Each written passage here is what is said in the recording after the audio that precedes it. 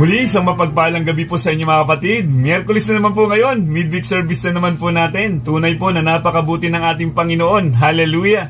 Hanggat may hininga, may lakas po tayo. Maglingkod po tayo sa ating Diyos na makapangyarihan sa lahat. Naway nasa maayos kayong kalagayan sa mga oras na ito mga kapatid at patuloy ninyong nararanasan ang biyaya ng ating Panginoon. Ang buhay na meron tayo ngayon, buhay para maglingkod sa ating Diyos na makapangyarihan sa lahat. Excited ka na ba kapatid sa mensahe ng ating Panginoon? Ako'y naniniwala sa mga tunay na Kristiyano, talaga nga namang nananabik na makinig ng mabuting balita ng ating Panginoon dahil yan po ang ating lakas. Sa panahon natin kinalalagyan ngayon, higit nating kailangan ang salita o ang karunungan na nagmumula sa ating Panginoon. At ngayong gabing ito mga kapatid, may mensahe na naman ang ating Panginoon upang mapatatag tayo sa ating pananampalataya. Kung naalala ninyo mga kapatid, nung ako'y nag-share sa inyo nung nakarang midweek service,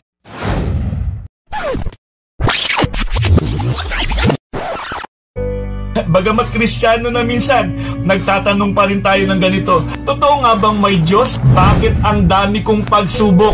Saan ba tayo huhugot ng lakas? Ano ba ang gagamitin nating panlaban sa mga pagsubok na dumarating sa buhay natin? Ang mga tunay na Kristiyano ay hindi exempted sa mga pagsubok na dumarating sa buhay natin. Ang mahirap nito kapatid, yung hindi mo alam kung paano susolusyonan.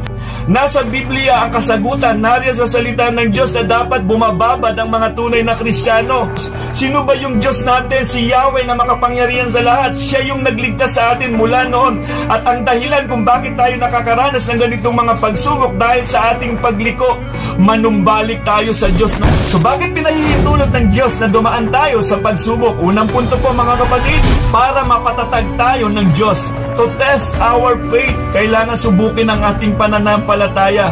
Para yung kaaway sa tuwing aatake, hindi na tayo para bang mga bata pa na konting tapik lang ng kaaway, iiyak na kaagad tayo at maninisi na tayo ng iba. Pangalawa po mga kapatid, para mahayag sa atin ang kapangyarihan ng Diyos. Kung titignan natin, matagal tayong naging alipin ng kasalanan. Kailangan proseso ng Diyos ang pagdaanan. Hindi dapat shortcut at ang proseso ng Diyos, napaka-perfecto yan. Kailangan may mga masasakit na mangyayari sa buhay para makita, mahayag ang Diyos kung gaano siya kadakila. Sigurado ko, yung hirap na yan, pagdating ng panahon, magiging lakas mo yan, magiging patotoo mo yan, na napakabuti ng Diyos dahil hindi niya ako iniwan. Pangatlo, para mamahinga tayo sa magagawa ng Diyos. Kapatid, tandaan po natin ito. Hindi po natin kaya ang laban kung wala tayong Kristo kasama sa buhay natin. Na sinasabi mong Kristiyano ka pero daing ka ng daing, reklamo ka ng reklamo, paano mai-encourage ang mga hindi mananampalataya?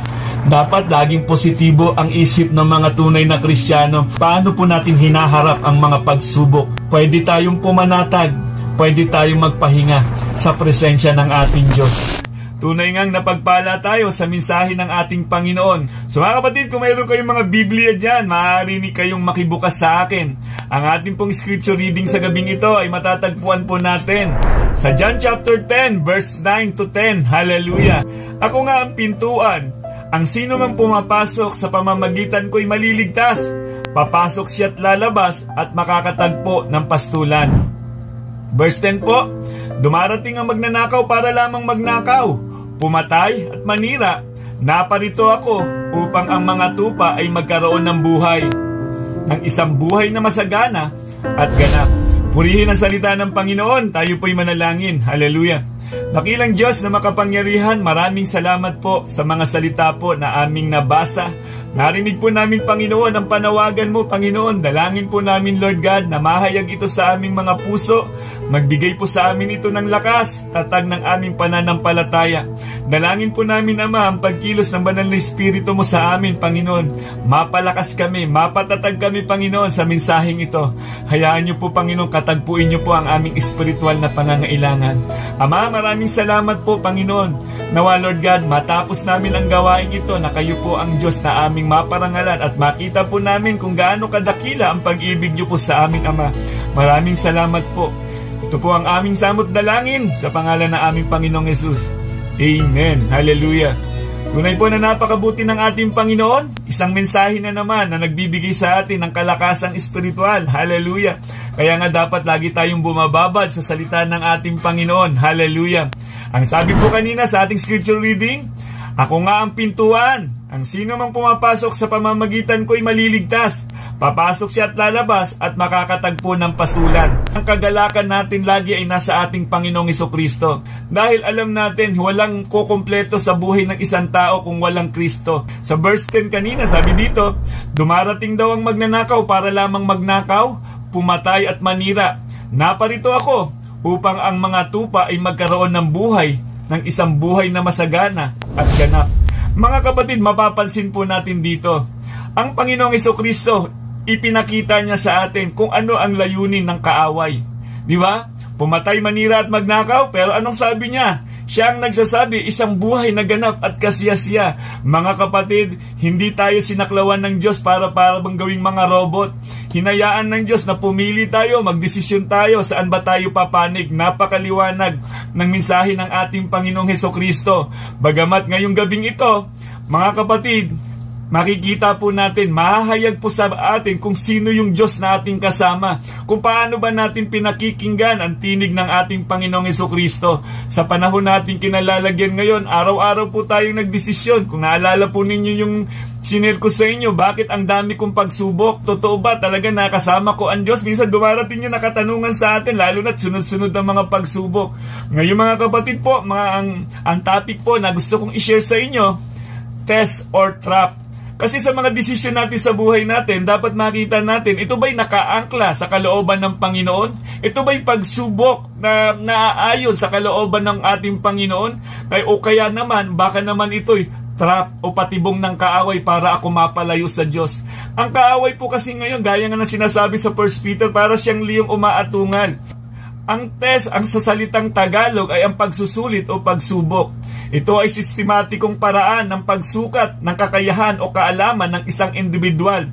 Para bang tayo, no nag-aaral tayo, para lang malaman na may matututunan ka, after ng pinag-aralan, hindi ba may mga test yan para malaman kung talaga bang may natutunan ka? Sa buhay din po kasi natin, lagi po nating naririnig ang salita ng Panginoon. Every Bible study o Sunday service, nakakarinig tayo ng salita ng Diyos. Ang gusto ng Panginoon, patunayan. Kaya nga may mga pagsubok na dumarating sa buhay natin. Mahirap kasi sa isang Kristyano, nung narinig mo ang mensahe ng Panginoon, lumabas sa kabilang tenga, at ito na yung test, hindi mo na alam kung papaano mo paninindigan ang pananampalataya. Kaya mahalaga din po ito sa buhay natin. Kailangan lang malaman natin kung ito ba'y pagsubok na galing sa Diyos o baka mamaya trap na ito ng kaaway. Ang trap naman sa salitang Tagalog ay patibong o pagbitag na maaaring isang aparato, mekanismo o estrahiya na sadyang ginawa upang hulihin, iligaw o saktan ang sino man sa pamamagitan ng kapabayaan o sa paghikayat sa mapanganib na sitwasyon. Alam niyo po mga kapatid, yung trap na ito, minsan napakaganda nito eh. Hindi mo masasabi na ang trap na ito talaga nga namang dinisenyo ito ng kaaway na nagmumukha talagang kaakit-akit. Alam naman po natin kung ano ang kakayanan ni Satan. Kaya din po niyang magpanggap ng anghel ng liwanag. Kaya nga mga kapatid, kung hindi tayo laging nakababad sa salita ng Diyos, sigurado mapapahamak po tayo. So sa biblical na usapin naman, ang hangarin ng Diyos kaya niya ipinahintulot ang test o pagsubok ay upang mapalago o madalisay ang pagtitiwala at pagsunod sa Diyos ng isang Kristiyano. Tuwing siya ay dumadaan sa isang hamon sa buhay, mahalaga ang test sa buhay ng isang Kristiyano. Diyan po nalalaman kung talagang tunay na Kristiyano. Diyan po nalalaman kung talagang nga bang maninindigan niya sa katotohanan. Samantala ang trap naman ay isang strategy ni Satan para malupig o matalo ang mga hinirang ng Diyos. Ninanais niya na magkaroon ng full control upang mahulog ka sa pagkakasala nang sa gayon ay maantala o malihis niya ang isang mananampalataya na ganapin ang layunin ng Diyos. Diba? Pumatay, manira at magnakaw. Yan ang layunin ni Satanas. Kaya nga napakahirap nito kung hindi natin madidiscern ang pagkilos ng kaaway na ito. Madidiscern lamang natin yung mga kapatid kung lagi tayong nakababad sa salita ng Panginoong Diyos at ang mga pangako ng Diyos ay nagre-rema sa buhay natin. At tuwing naririnig natin every Sunday ang mensahe ng ating Panginoon, magandang application po kaagad yan dahil every Sunday, every gawain, kinakatagpo ng ating Diyos ang ating espiritual na pangangailangan. Hindi po yan ginawa lamang ng Diyos, inilagay sa ating iglesia para bang palamuti lang. Ang ginawa po yan ng Panginoon, inilagay ng Panginoon yan dahil yan sa dakilang pag-ibig ng Diyos sa atin. Yung mga salita o gawain niya, ayan ang magbibigay sa atin para makalaban tayo sa lahat ng pakananang kaaway. Kailanman ay hindi tayo sinaklawan ng Diyos sa ating mga desisyon. Lagi niya tayong binibigyan ng pagkakataon na mamili kung ano ang mabuti o masama at kung ano ang tama o mali. Sa Deuteronomy chapter 11 pa lamang, kung susunod kayo sa akin, pagpapala. Kaya mahalaga ang pagsunod sa ating Diyos eh. Kung lilihis ka daw sa kalooban ng Panginoon o hindi ka susunod, sumpa. At ang Diyos hindi nagbabago sa ganung pamantayan. Bagamat sa panahon natin ngayon ay under na tayo ng biyaya o grace ng ating Panginoon, sa hindi natin pagsunod sa kalooban ng Diyos, may consequence yan. Mahihirapan ka o maaaring malaglag ka sa trap na ginawa ni Satanas para mahirapan yung buhay mo. According to C.S. Lewis, a test is a situation that God sent or allows in our life with the intentions of revealing our loyalties, motivation, character, and commitment to Him. Dagdag pa niya, tumutulong din ang mga test para tayo ay ma-purify, ma-strengthen, at mag-mature. Magbibigay ito ng higit na karangalan sa ating Diyos kung matagumpay nating maipapasa ang bawat pagsubok na ating pagdadaanan. Sa buong journey ng ating buhay ay pagdadaanan natin ang iba't ibang test or trap bilang isang napakahalagang proseso upang tayo ay mag-mature spiritually. Kailangan makita natin, kailangan ma-discern natin kung ano ba ang pakana ng kaaway. Baka akala mo minsan okay ka lang sa ganyang kalagayan. Para bang minsan dumarating na sa panahon natin kasi ngayon ang mga Kristiyano ngayon, pwede nang mamili, pwede na mag-online. Yun ang dali na natin. Samantalang nung wala naman yung COVID-19 na yan, lahat tayo, pamilya, pumupunta sa local church para makasamba. Mga kapatid, kung ikaw ngayon ay nandyan pa rin sa kalagayan, baka mamaya nai-enjoy mo na yan at ayaw mo nang pumunta sa ating local church. Kapatid, mahalaga pong makita natin yung pagsunod sa ating Diyos. So ang ating memory verse po ngayon sa gabing ito, paulit-ulit na po natin itong naririnig at ako po'y naniniwala kapag inuulit-ulit po sa atin ng Panginoon ito, mahalaga po ito mga kapatid. Huwag po nating baliwalain. Matthew chapter 7 verse 13 to 14, pumasok kayo sa makipot na pintuan sapagkat maluwang ang pintuan at malapat ang daan papunta sa kapahamakan at ito ang dinaraanan ng marami. Ngunit makipot ang pintuan at makitid ang daan papunta sa buhay at kakaunti ang nagdaraan doon. Hanggat nabubuhay pa tayo, hanggat humihinga pa tayo, hindi magsasawa ang Diyos para paalalahanan tayo mga kapatid. Para makita natin, test ba or trap? Baka mamaya kapatid, trap na pala. Nai-enjoy pa natin. So mga kapatid, naway makita natin ang nais ng Diyos sa buhay po natin. Kapag nasa panig tayo ng ating Diyos, makakaranas tayo ng kapayapaan, kagalakan at pag-asa. Napakasarap sa piling ng ating Panginoong Jesucristo. So ano ba ang mga intensyon ng test o trap sa ating buhay? Unang-una po mga kapatid, maghayag ng tunay na nilalaman ng ating mga puso. Hallelujah. Kung ano ang nilalaman ng puso, yun din po ang ipinamumuhay natin. Kailangan mahayag si Kristo sa buhay natin. Hindi pwedeng sinasabi mong Kristiyano ka, pero parang hindi naman nakikita ang gawaing Kristiyano diyan sa buhay na iyan. Di ba kapatid? Maraming nagsasabi Kristiyano, pero teka lang, bakit parang laman pa rin siya ng mga bisyo? Nag-i-enjoy pa rin siya sa sanlibutan. Mas ninanais niya pang babadan ang makamundong pamamaraan. Kung Kristiyano ka, dapat yung identity ni Kristo nakikita na sa atin.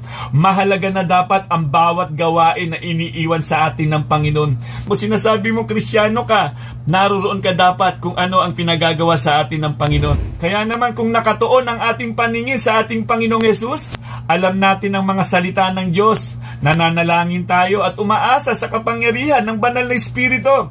Ang bawat pagdaanan nating alok para sa test or trap ay matagumpay nating maipapasa. Hallelujah.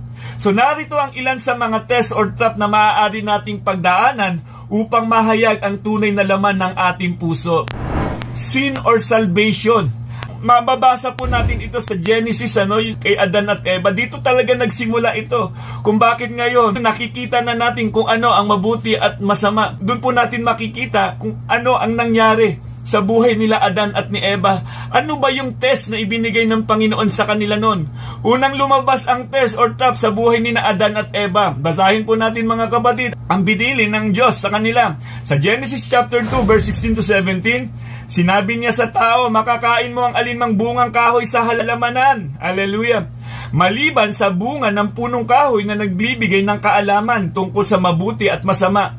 Wag na wag mong kakainin ang bungang iyon, sapagkat sa araw na kainin mo iyan ay mamamatay ka. Meron ng instruction na binigay ang ating Panginoon. Ikaw ba ay susunod o babaliwalain mo? Test of obedience. Talagang makikita natin dito yung Diyos hindi siya nagkukulang eh. Kahit sa panahon na ating kinalalagyan, ang Diyos naglagay ng mga pastor, naglagay ng Biblia na siya gagabay para hindi tayo mapahamak, para hindi tayo matrap ng kaawan. Ito ang unang test na idinisenyo ng Diyos kina Adan at Eva upang ma-demonstrate nila ang kanilang gratitude, love, and trust sa simpleng pagsunod. Kaya may posibilidad na pagbagsak sa bawat pagsubok. At iyon ang nais ng kaaway. Ang tayo ay bumagsak dahil naghihimagsik siya laban sa Diyos at sa kanyang mga hinirang. Naglalagay siya ng trap sa mga dumadaan sa bawat test na inilalagay ng Diyos. Kaya nga mga kapatid, kung mapapansin po natin yung talino ngayon ng tao, kakaiba na. Gusto na rin nilang parang maging Diyos. Mayroon ng ginagawa ang science ngayon na kahit hindi magtali, ang babae at lalaki pwede nang magkaroon ng baby. Iyon yung pamamaraan ng kaaway. Isa pong patibong ng kaaway yan na kapag in-entertain ng maraming mga tao yan, siguradong lalaganap ang kasamaan at maraming malalaglag doon sa inihandang trap ng kaaway.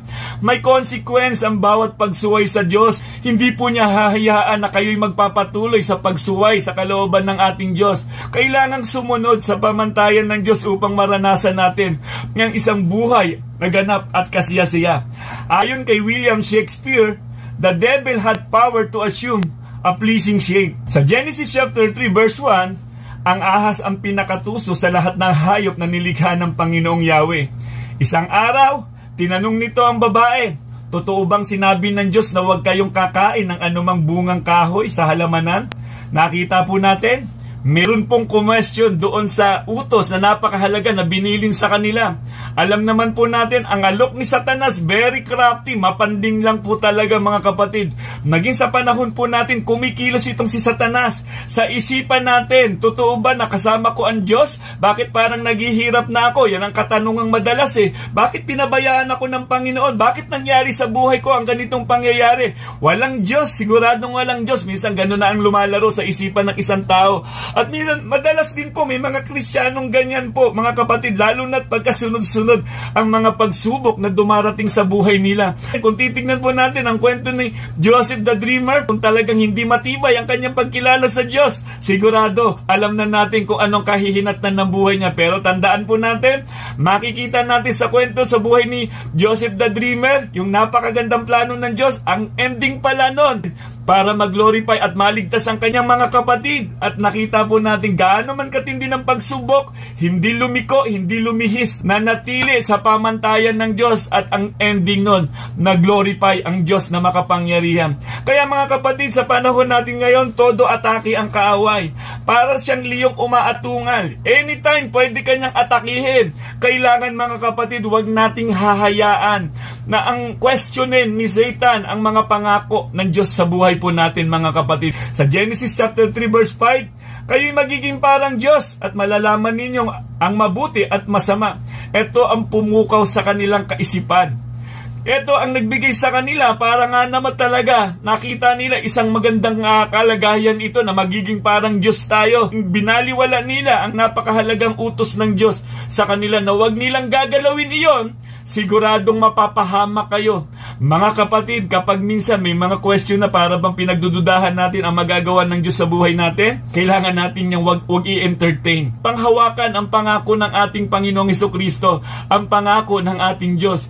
Isang nakakaakit na alok sa mga mata ni Eva na maging tulad ng Diyos.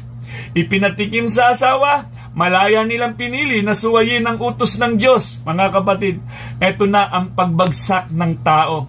Ito ang dahilan kung bakit ngayon nakakaranas tayo ng kahirapan. Nakakaranas tayo ng mga pagsubok. Hallelujah! At salamat sa biyaya ng ating Panginoon. Hindi lamang po tayo mag-isa ang lumalaban. Kasama natin ang Diyos at ang banal na Espiritu ng Diyos. Nariyan kasama po natin upang iayos ang ating pagtugon sa bawat pagsubok na dumarating sa ating buhay.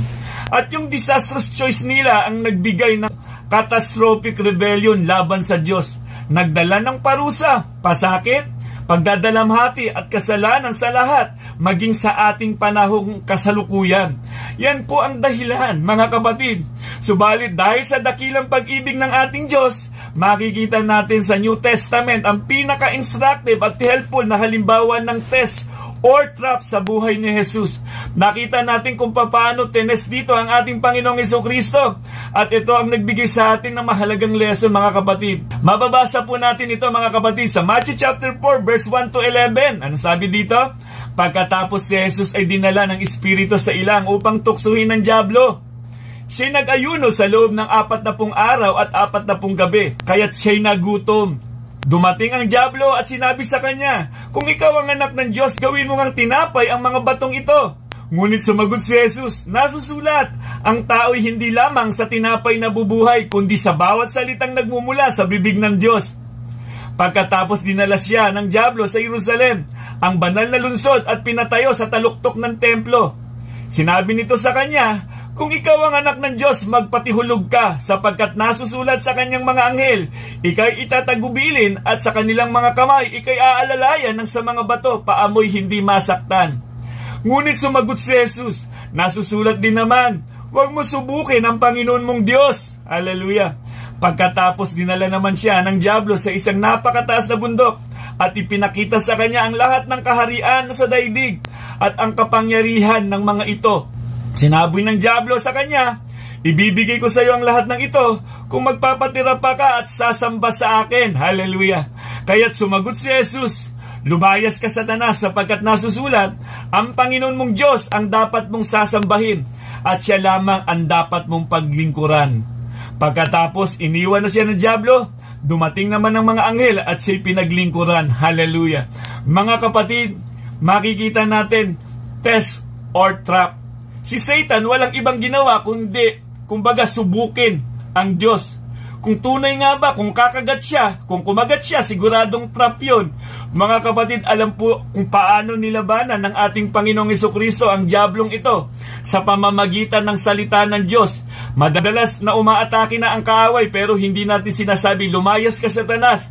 Madalas lang natin, para ba tayo natatakot na lang? Kaya po nating palayasin ang Satanas na yan. May kapangyarihan din po tayo na para i-rebuke siya, umalis siya sa ating mga isipan. Ang unang alok ng kaaway ay tinapay dahil alam niya nagutom si Jesus dahil galing ito sa fasting. Yung lust of the flesh. Alam naman po natin, kapag gutom ka, minsan hindi ka nakapokus niyan. Mahirap mag-isip kapag gutom ka. Kaya minsan gusto mo makakain ka agad. Kaya minsan, kung mapapansin natin, kahit Kristiyano, kapag gutom na yan, hindi na yan nananalangin. Susunggab na lang kaagad yan, kakain na lang yan, saka maaalala niya na, ay, hindi nga pala tayo nakapanalangin. Pero, na-discern agad ito ni Jesus. Kaya meron agad siyang biblical principle na ina-apply para di niya magamit ang kanyang kapangyarihan na gawing tinapay ang bato. Gustong i-provoke ni Satanas ang ating Panginoong Jesucristo, pero alam niya kung paano i-handle ang lahat ng mga pangyayari. Sumunod na alok ay isang mapangahas na paraan patungkol sa sonship ni Jesus, upang umakto si Jesus na para siyang Diyos. Pero dahil nga nakita ni Jesus na ito'y isang trap, meron uli siyang biblical principle na gagabay sa kanya upang siya ay tumanggi.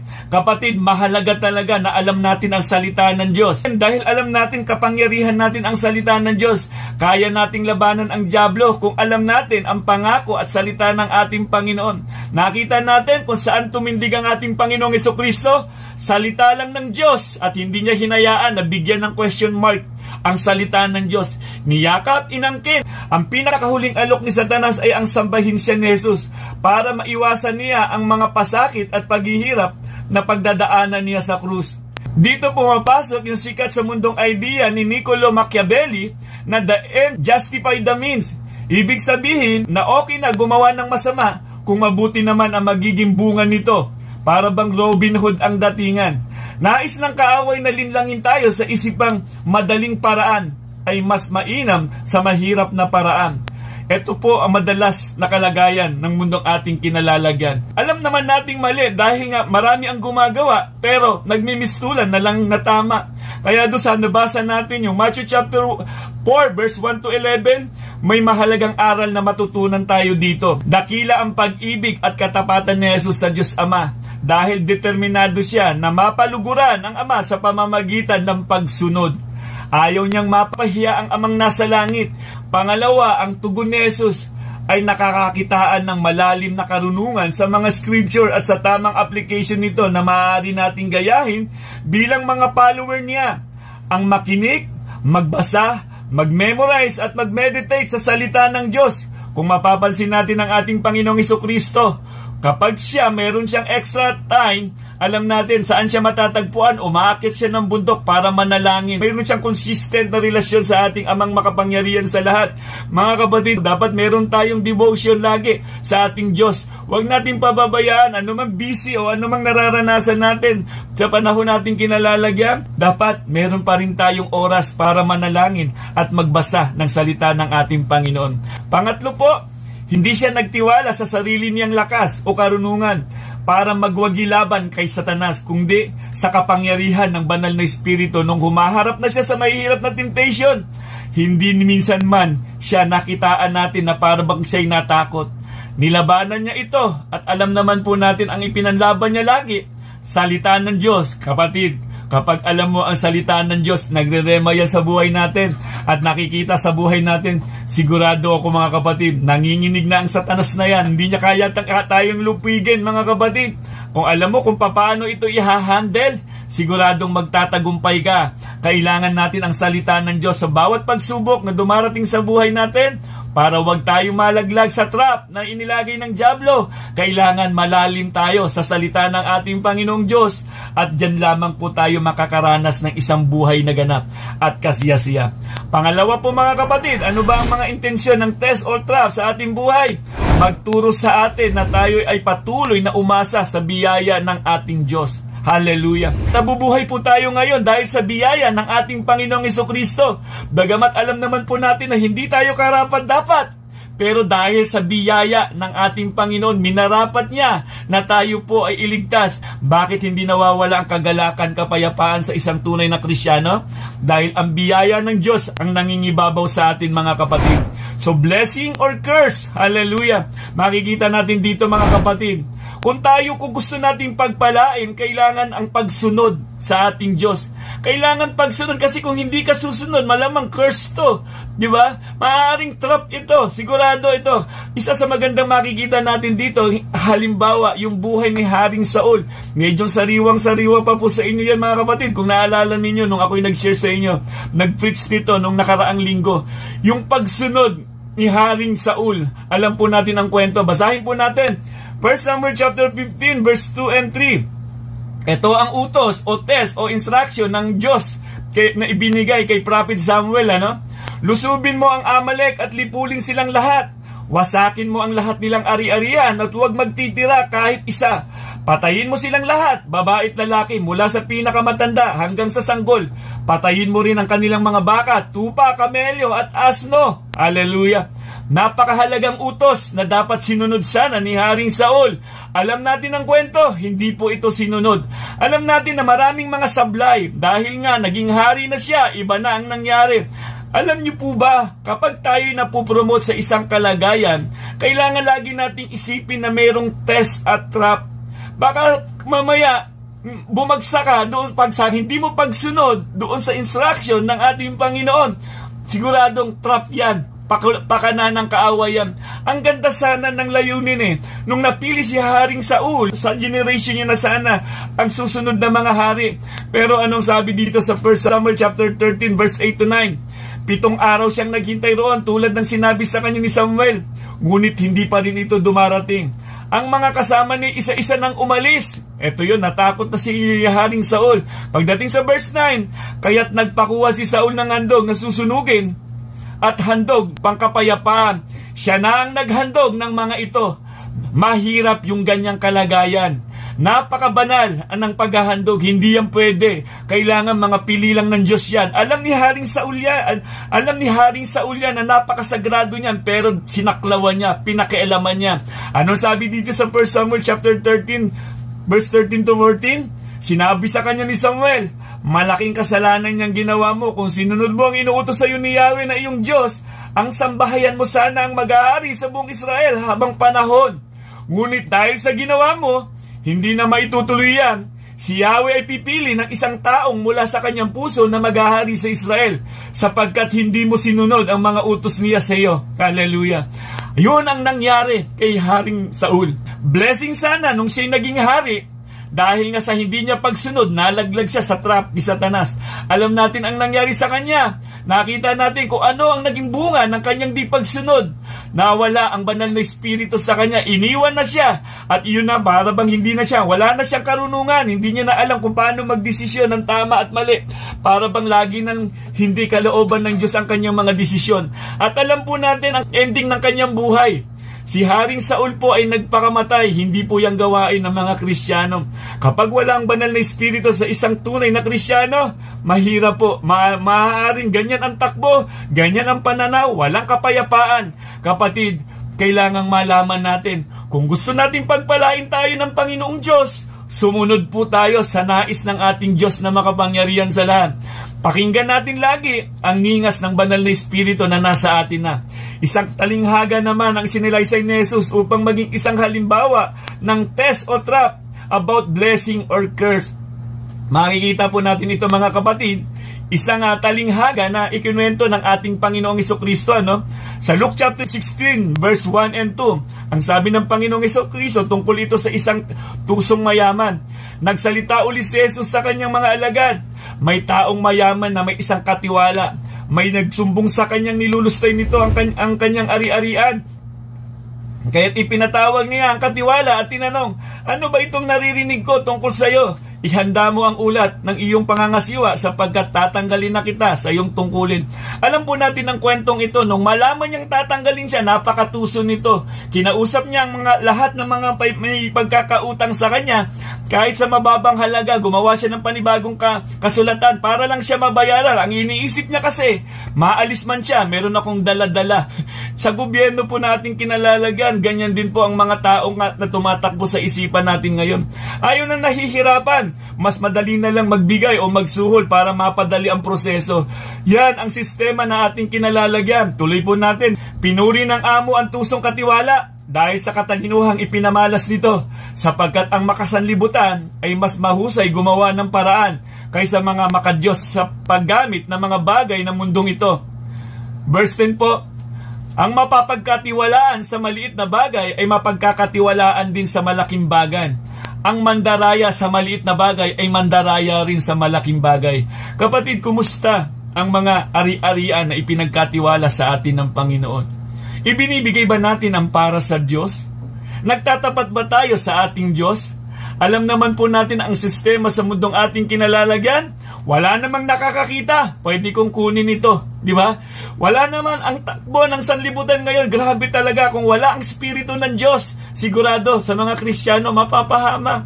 Salamat na lamang at mayroon tayong banal na Espiritu ng Diyos na hindi tayo makikiayon sa takbo ng sanlibutan. Dinadala tayo ng banal na Espiritu na mamuhay tayo ng may kabanalan.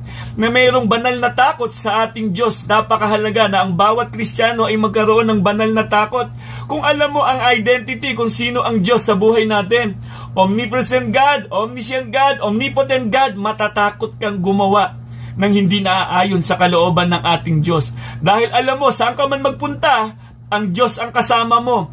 Ano mang sitwasyon ng kalagayan mo, ang Diyos ang kasama mo. Huwag na huwag tayong makiayon sa takbo ng mundong ito. Dahil sigurado, trap ka kapag umayon ka sa takbo ng sanlibutang ito. Kung bakit ka humahakbang sa pananampalataya, alam mo, ito ang kalooban ng Diyos. Kalooban ba na ako'y umati ng Kingsmen Fellowship? O naman fellowship, kalooban ng Diyos yan. Kalooban ba ng Diyos na pupunta ako, sasamba ako every Sunday? Kalooban ng Diyos yan. Huwag mo nang hayaang tanungin pa o maglagay pa ng question mark si Satan dyan sa isipan mo, kapatid. Kailangan i-rebuke mo. Kailangan ihakbang ang pananampalataya sa ating Panginoong Jesucristo. Walang paglago sa pananampalataya kung walang paghakbang, kapatid. Tandaan po natin ito. Ang Diyos hindi po magkukulang ng paalala para mapalago tayo sa ating pananampalataya. Sa mga tunay na Kristiyano, hayag na ang liwanag ng salita ng Diyos sa buhay po natin. Hindi na po maliligaw ang mga tunay na Kristiyano. Hindi na po mangangapa sa kadiliman ang mga tunay na Kristiyano.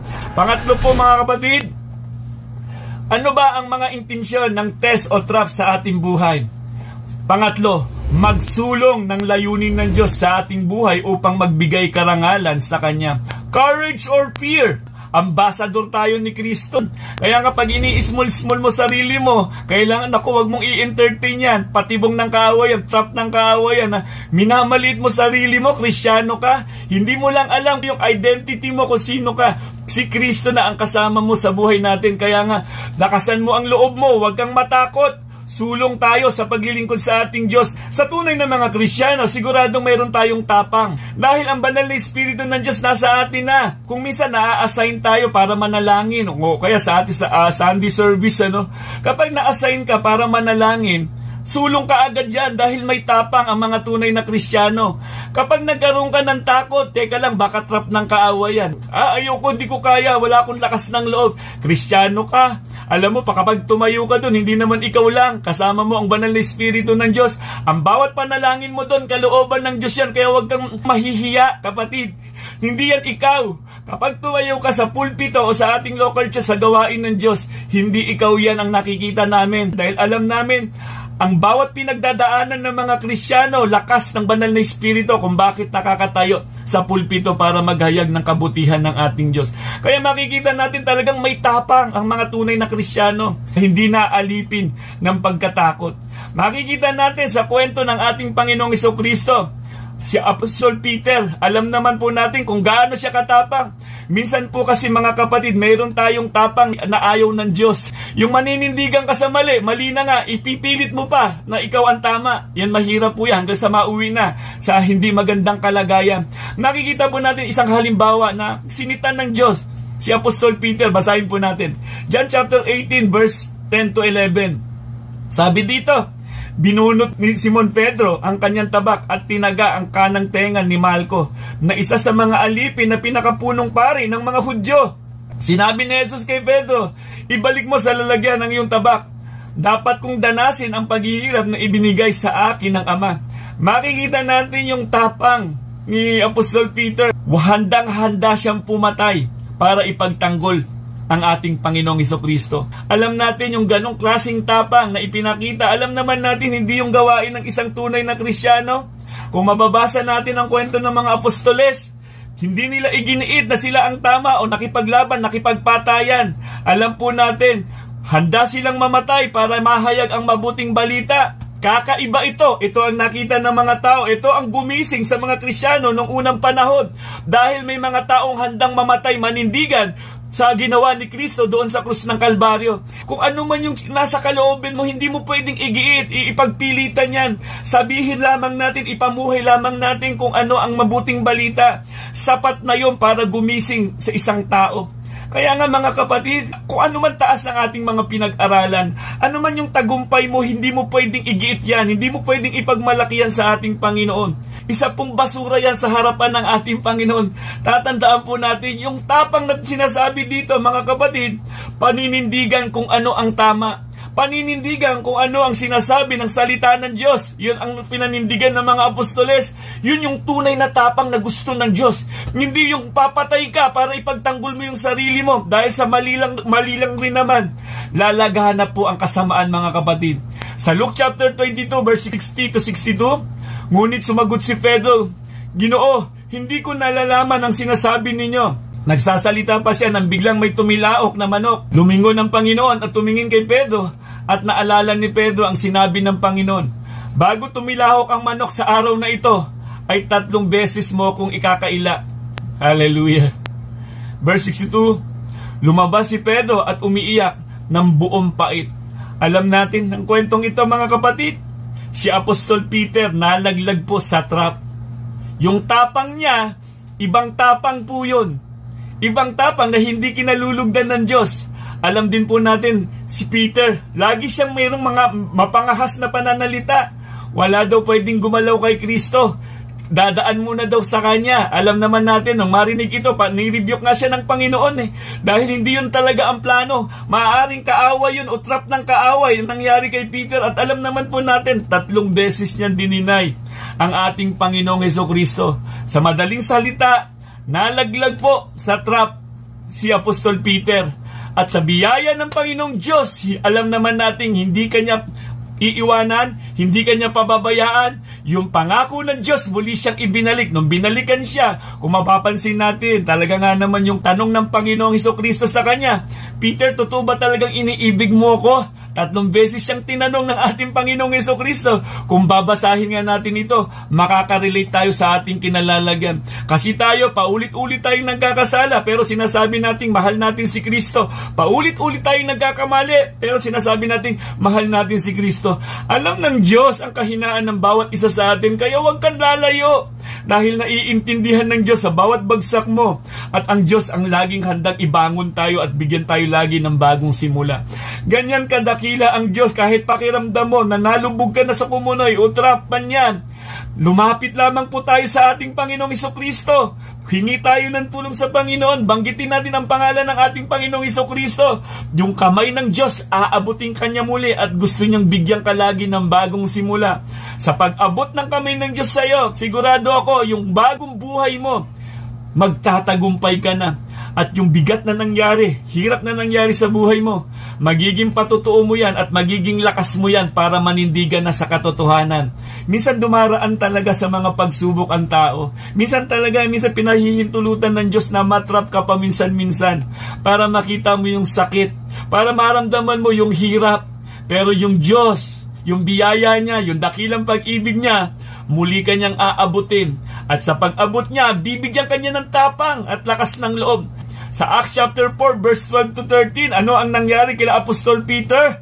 Ibang lakas na to, ibang tapang na to. Basahin po natin sa verse 12. Sigaw ni Apostol Peter, sa Kanya lamang matatagpuan ang kaligtasan, sapagkat walang ibang pangalan na sino mang tao sa buong mundo na ibinigay ng Diyos sa mga tao upang tayo'y maligtas. Hallelujah! Purihin ang Diyos na makapangyarihan sa lahat.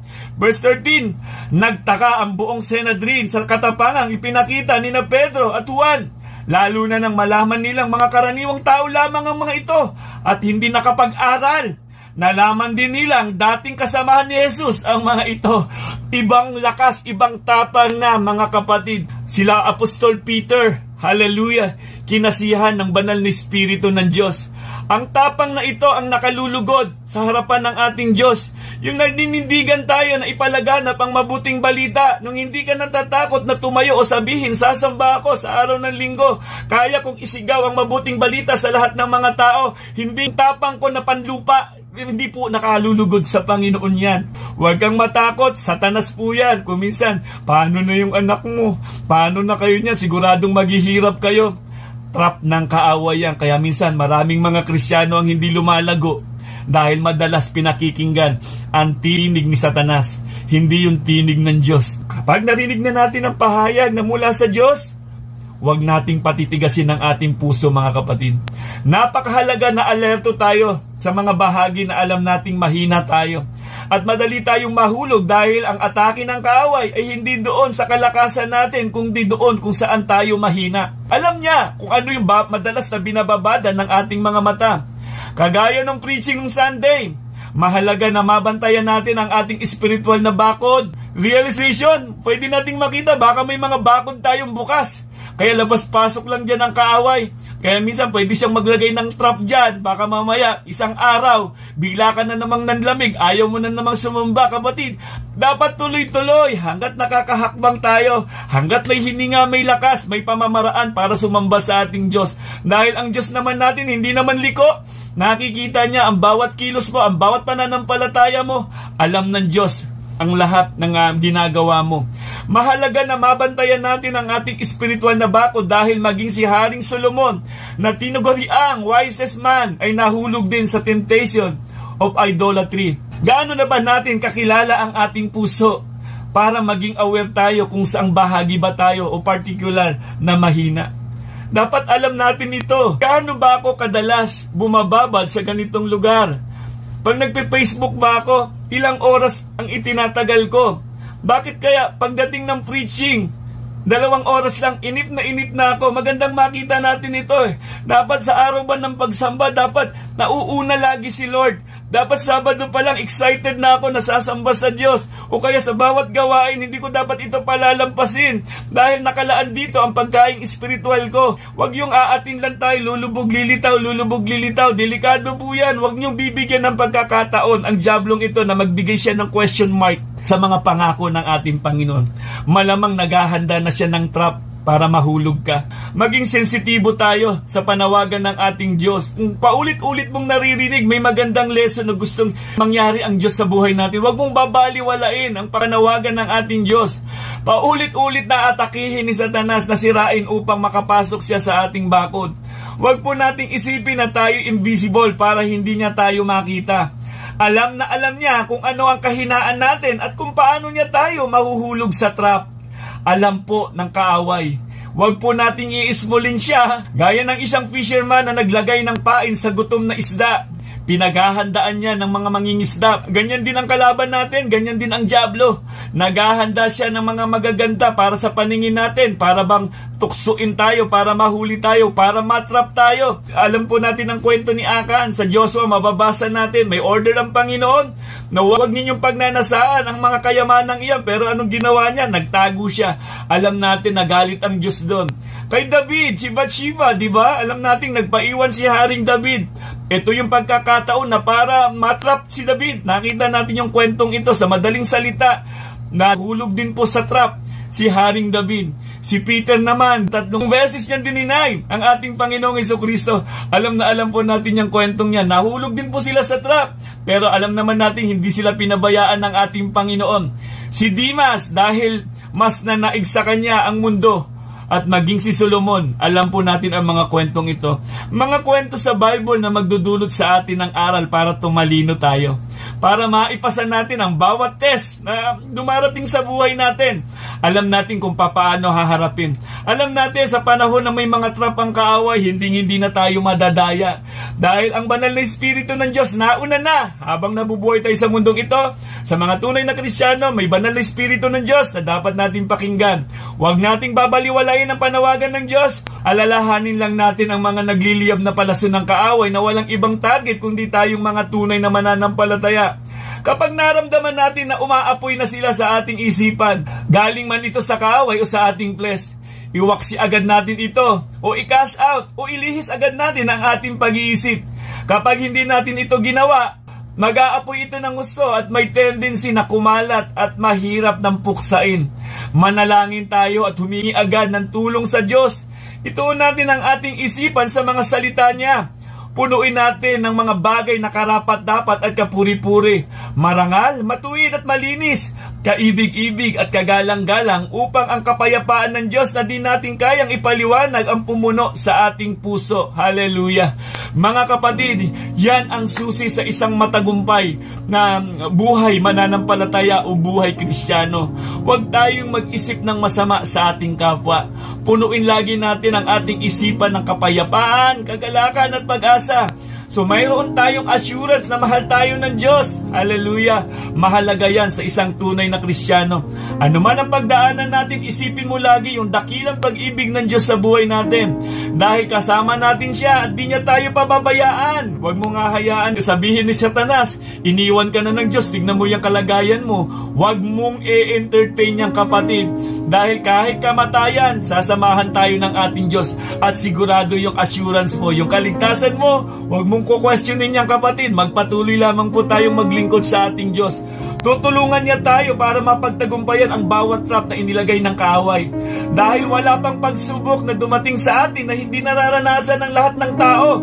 At tapat ang Diyos dahil hindi niya ipahihintulot ng higit sa ating makakaya dahil siya rin mismo ang magbibigay sa ating ng lakas upang magtagumpay tayo. Kailangan sa bawat desisyon, manalangin, lumapit sa Diyos, ibigay sa Diyos ang laban. Hindi po natin kaya ang laban, kapatid. Alalahanin natin ang bunga ng banal na Espiritu. Ano ba doon ang dinidevelop ng Diyos sa atin para dumaan tayo sa test or trap? Yung love ba? Yung joy? O yung peace? O patient? Kindness? Bawat pagsubok na daraan sa atin, maging gabay nawa itong topic na ito upang tanungin na natin ang ating sarili. Test ba ito o trap? Bago tayo gumawa ng isang desisyon, kapatid, kailangan malaman natin Kailangang masuri natin sa salita ng Diyos. Madali po nating malalaman kung trap ng kaaway yan. Hindi po yan nakaangkla sa salita ng Diyos. Kaya nga ang Diyos, hindi siya nagpapabaya para pakainin tayo lagi ng salita ng Diyos. Dahil ang kaaway, laging may nakahandang mga trap dyan. Maaaring paglabas natin sa ating mga bahay, pwede niyang gamitin ng sino man para mahulog ka sa trap. Pero kung alam mo ang salita ng Diyos, malalim ka sa salita ng Diyos, kaya mong lampasan ng mga trap na yan at magiging walang epekto yan sa mga tunay na Kristiyano. So mga kapatid, naway napagpala po tayo sa panawagan ng ating Panginoon. Ang buhay na meron tayo para maglingkod lamang sa ating Diyos na makapangyarihan sa lahat. Huwag mong babaliwalain mga kapatid ang bawat gawain sa ating iglesia. Lalong-lalo na po ang araw ng pagsamba, kapatid. Huwag na huwag nating babaliwalain yan. Kailangan mong ipaglaban ng puspusan ang pananampalataya na meron ka dahil buhay na walang hanggan ang nakataya dyan, kapatid. Kumusta ang ating pananampalataya sa ating Panginoon? Naway magkita-kita tayo muli sa araw ng pagsamba. Sa Sunday po, magkita-kita tayo at i-celebrate natin yung kabutihan ng Diyos kung gaano siya kadakila sa buhay natin. Sa bawat pagsubok natin pinagdadaanan, kasama mo ang Diyos. Huwag kang matakot, huwag kang mangamba. Tanggalin ang takot sa buhay ng isang Kristiyano. Manindigan sa katotohanan at ipahayag ang mabuting balita sa lahat ng mga tao. Maraming salamat po sa inyo mga kapatid. Naway napagpala po tayo sa mensahe ng ating Panginoong Diyos. Manindigan lagi sa katotohanan. Sumayin niyo nawa ang kapayapaan, kagalakan at pag-asa. Patuloy natin ipahayag sa pangalan ng ating Panginoong Hesukristo. May kaligtasan sa pangalan ng ating Panginoong Hesukristo. May buhay na walang hanggan. God bless and God first. Purihin ng Diyos na dakila at makapangyarihan sa lahat.